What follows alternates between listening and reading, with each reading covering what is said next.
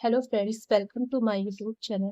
आज हम इस वीडियो में सरल ब्याज या साधारण ब्याज के बारे में पढ़ेंगे।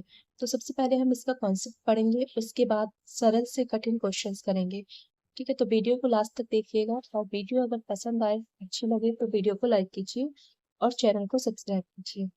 तो सरल ब्याज किसे कहते हैं?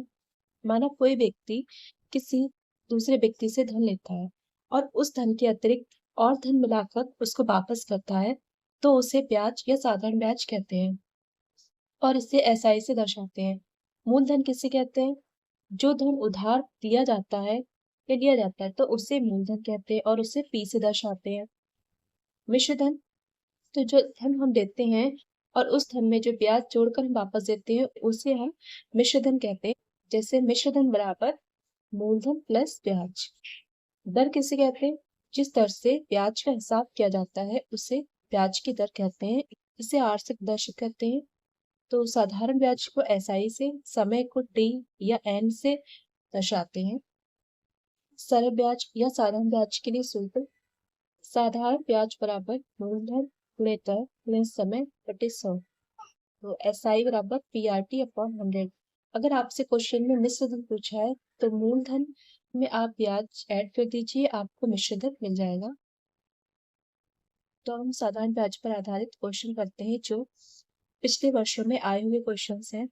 जैसे 2000 रुपए का 5% वार्षिक सरल ब्याज की दर से 2 वर्ष का ब्याज ज्ञात कीजिए। तो 2000 रुपए मूलधन दिया है आपको, इस क्वेश्चन में आपको मूलधन भी दिया है 2000 रुपए, दर दी है 5%,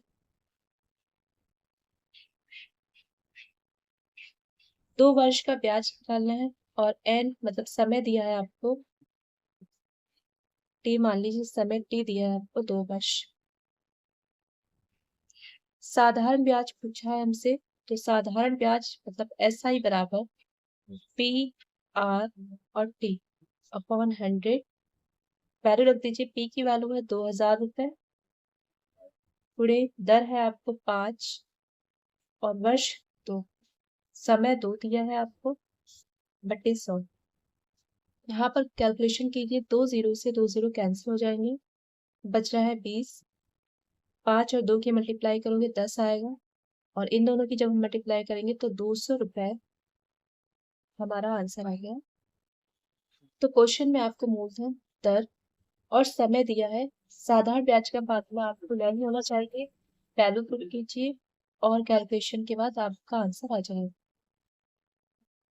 नेक्स्ट क्वेश्चन करते हैं। साधारण ब्याज की दर से कोई धन 5 वर्ष में दोगुना हो जाता है, कितने वर्ष में वह धन 3 गुना हो जाएगा? तो साधारण ब्याज की दर से धन 5 वर्ष में दोगुना हो जाता है, तो समय यहाँ पर दिया है टी बराबर 5 वर्ष। मान लीजिए मानक धन पी है, अब वो दोगुना हो जाता है तो इसका मतलब है कि वो आपको मिश्र धन दिया है। मिश्र धन मूलधन पी है और मिश्र धन आपको दिया है 2p।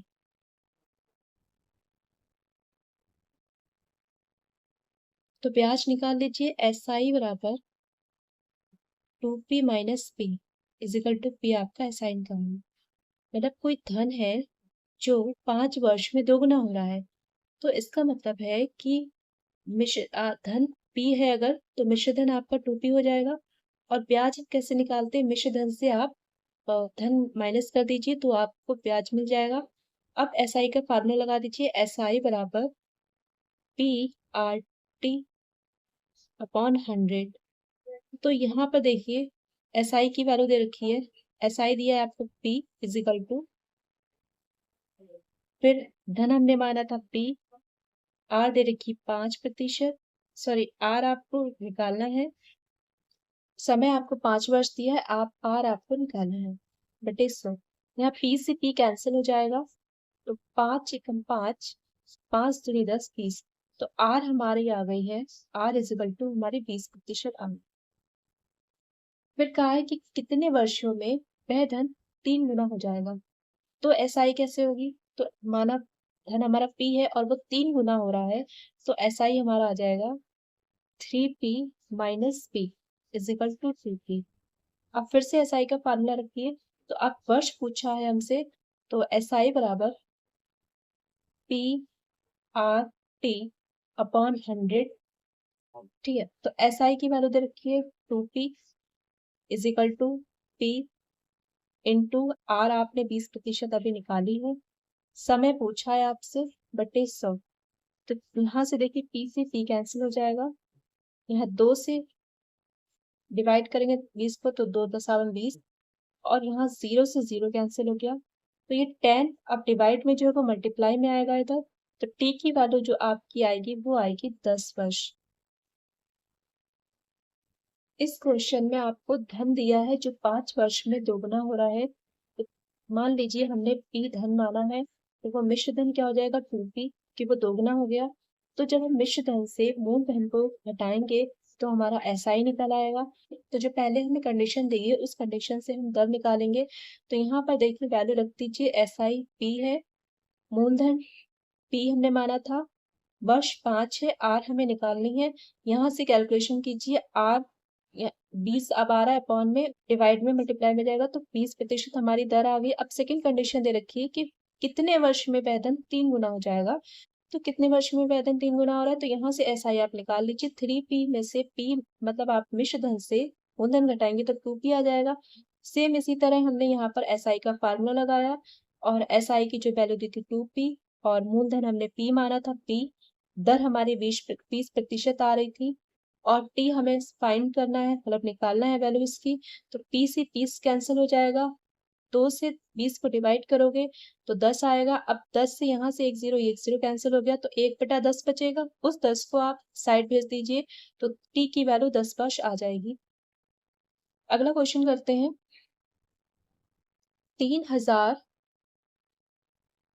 3,000 रुपए का 5% ब्याज की दर से 18 माह का साधारण ब्याज ज्ञात करें।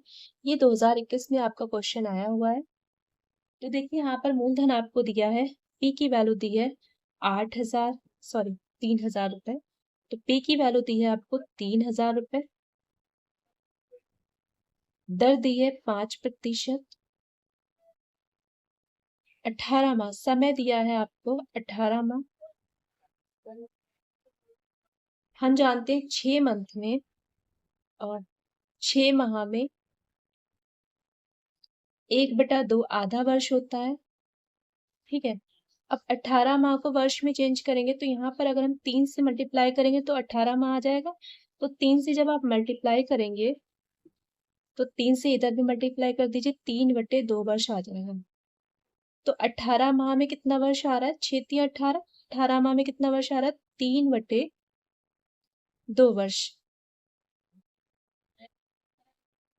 ठीक है, अब फार्मूला आप रख दीजिए।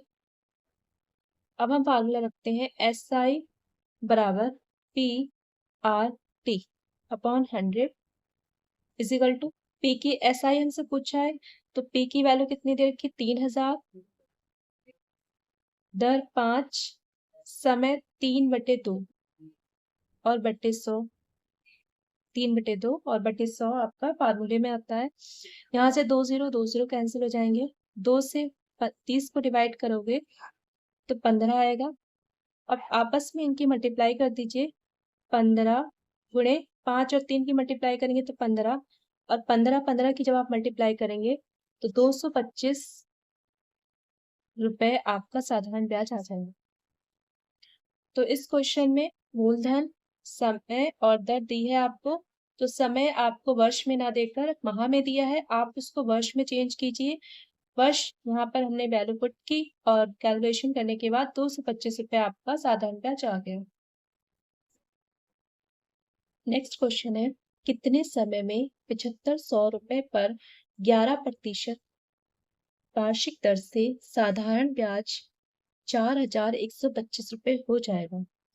तो यहाँ पर आपको कितने समय में धन, ये वाला धन मूलधन दिया है आपको, P बराबर 7500 रुपए, दर दिया है आपको 11%। अब साधारण ब्याज इतने रुपए हो रहा है, तो ये आपका साधारण ब्याज है।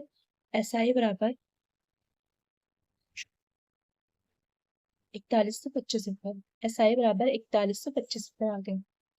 अब आपसे क्या पूछा गया? समय पूछा गया, कितने समय में, टी पूछा है आपसे। तो फार्मूला आपको याद है, वही फार्मूला लिख दीजिए, PRT/100। SI की वैल्यू दे रखी है 4125 बराबर मूलधन आपको दिया है 7500, दर दी है 11 और समय आपको निकालना है बटे 100। 2 जीरो से 2 जीरो कैंसिल। अभी जो मल्टीप्लाई में आ रहा है ये आपके डिवाइड में आ जाएगा, तो आएगा 4125 बटे 75 गुणे 11 बराबर टी। अब इसके आपस में कैलकुलेशन कीजिए। देखिए इकाई का अंक 5 है, इधर भी इकाई का अंक 5 है, तो आप 15 से कैंसिल कर, 15 से हमने कैंसिल किया, 15 पंजे 75, फिर 15 दूनी 30, 15 सत्ते 105, 105 यहाँ पर बचेगा 7, 15 पंजे 75। तो 5 से हम 275 कैंसिल करेंगे, तो 5 पंजे 25 और 2 5 पंजे 25, तो कितना बच रहा है?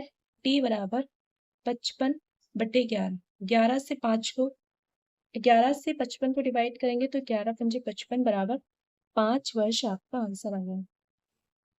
नेक्स्ट क्वेश्चन है, साधारण ब्याज की दर से 2500 रुपए का 2 वर्ष 6 माह का 6% वार्षिक दर से ब्याज तथा मिश्रधन ज्ञात कीजिए।